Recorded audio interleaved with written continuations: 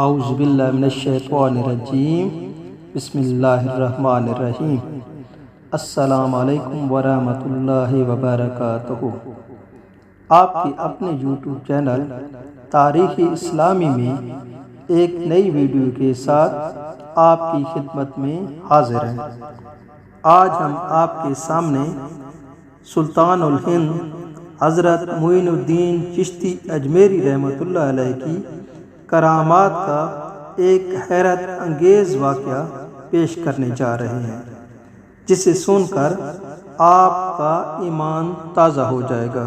رام دیو کے قبول اسلام سے پرتھوی راج کو یقین ہو گیا کہ یہ فقیروں کی نہیں بلکہ پکے جادوگروں کی جماعت ہے اور کوئی بڑا جادوگر ہی اس کا مقابلہ کر سکتا ہے۔ پرتھوی راج نے اپنے زمانے کے سب سے بڑے جادوگر جے پال کو مقابلہ پر مامور کیا۔ جے پال جوگی ہندوستان کا سب سے بڑا جادوگر تھا۔ اس کے 1500 چیلے تھے، ان میں سے 70 چیلے نفوس پکے فسونگر تھے اور باقی اپنے اپنے کاموں میں ماہر اور استاد تھے۔ جے پال پرتھوی راج کا خاندانی گورو تھا۔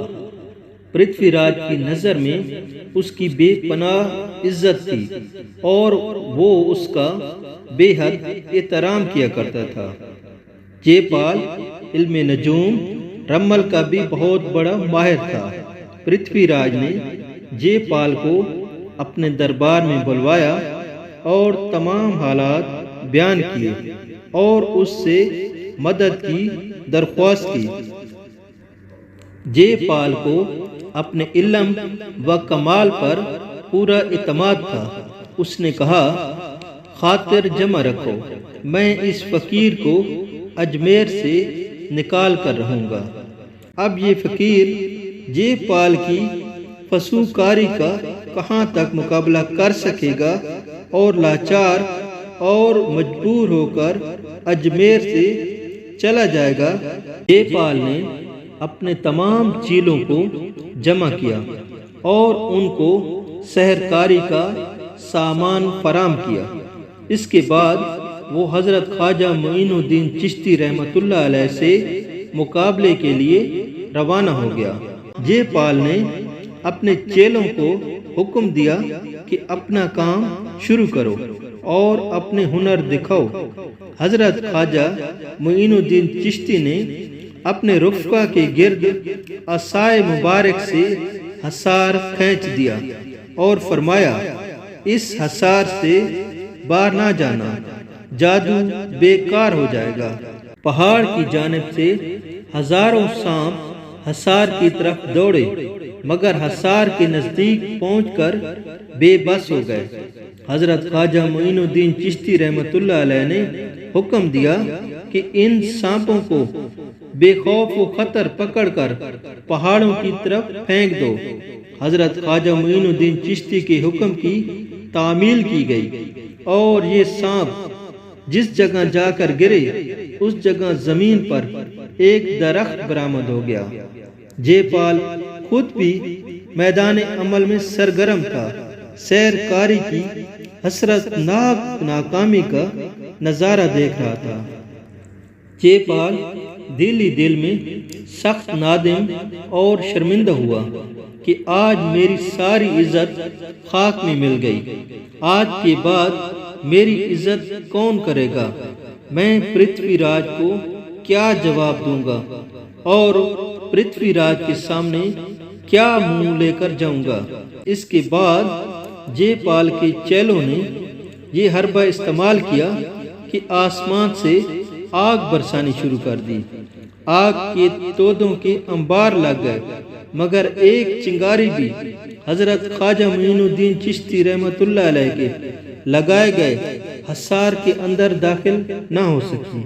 جے پال جوگی کی ہٹ درمی برقرار تھی۔ اس نے حضرت خواجہ معین الدین چشتی رحمۃ اللہ علیہ کو مخاطب کر کے کہا، اب میرا اور تمہارا مقابلہ باقی رہ گیا ہے۔ بہتر یہ ہے کہ تم اجمیر چھوڑ کر چلے جاؤ، ورنہ آسمان پر جا کر تمہارے اوپر اس قدر بلائیں برساؤں گا کہ تم سنبھل نہ سکو گے۔ حضرت خواجہ معین الدین چشتی نے جواباً کہا کہ تم زمین پر رہ کر کچھ نہیں کر سکا تو آسمان پر جا کر کیا کر لے گا؟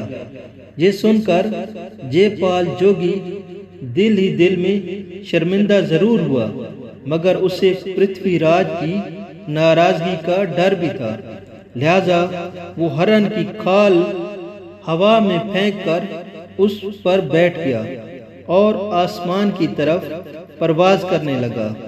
پھر وہ نظروں سے غائب ہو گیا اور لوگ حیران رہ گئے کہ دیکھو اب کیا ہوتا ہے۔ حضرت خواجہ معین الدین چشتی رحمۃ اللہ علیہ نے اپنی جوتیوں کو حکم دیا، جاؤ اور اس کافر اور مردود کو مارتے مارتے زمین پر لے آؤ۔ حضرت خواجہ معین الدین چشتی کے حکم کی دیر تھی کہ آپ کی جوتیاں ہوا میں اڑنے لگی۔ لوگوں کی نگاہیں آسمان کی طرف اٹھی ہوئی تھیں۔ چند لمحوں میں جے پال جوگی زمین پر اترتا ہوا نظر آیا۔ جے پال کے منہ پر جوتیاں پڑ رہی تھیں اور پٹتے پٹتے اس کا برا حال ہو چکا تھا۔ جے پال جوگی زمین پر آیا اور فوراً آپ رحمت اللہ علیہ کے قدموں میں گر پڑا اور معافی مانگنے لگا۔ آپ رحمت اللہ علیہ نے ایک پیالہ پانی کا دیا۔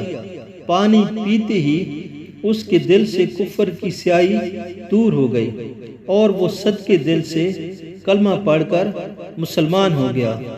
حضرت خواجہ معین الدین چشتی رحمت اللہ علیہ نے جے پال کا اسلامی نام عبداللہ رکھا اور اسی نام سے مشہور ہوئے۔